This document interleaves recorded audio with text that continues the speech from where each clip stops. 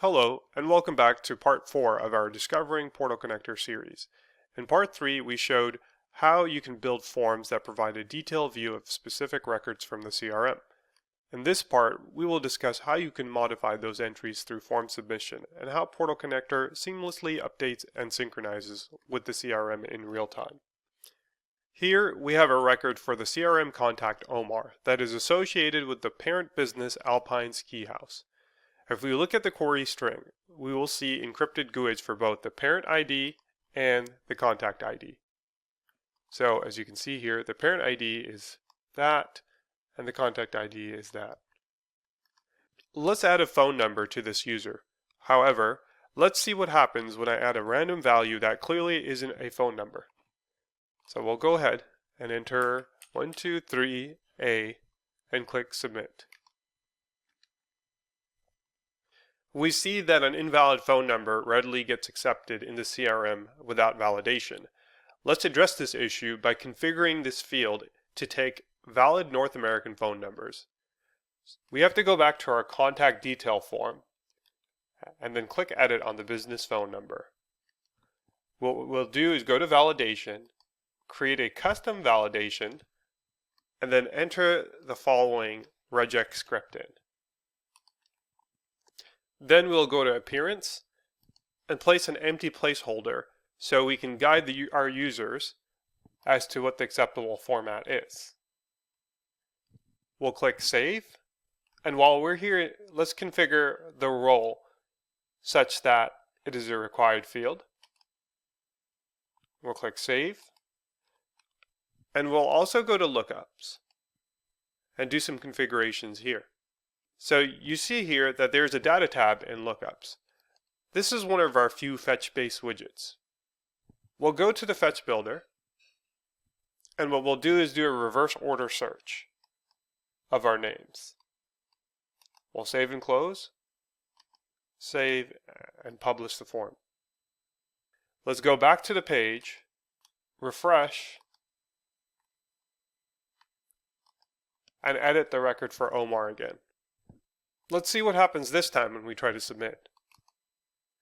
You see, we already get a required field validation error for roles, and the business phone number is not valid. Let's enter a valid phone number format. 1, 2, 3, 4, 5, 6, 7, 8, 9. There we go. Now that is a valid phone number.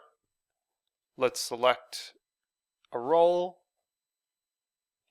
and let's go to company name, and you'll see the names are presented in a reverse order. For now, we'll go ahead and click Submit, and we see our phone number appears and our role appears. Now, what do you think will happen if we were to switch the company name that this person is affiliated with? Let's go back to the record for Omar and change the company name and see what happens. Let's change it to Datum Corporation and click Submit. We see that the contact is no longer affiliated with Alpine Ski House.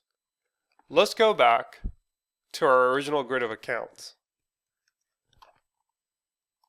and see if we can find Omar in Datum Corporation. And we see my user is listed belonging to Datum Corporation. Let's click on Edit and place him back to Alpine Ski House.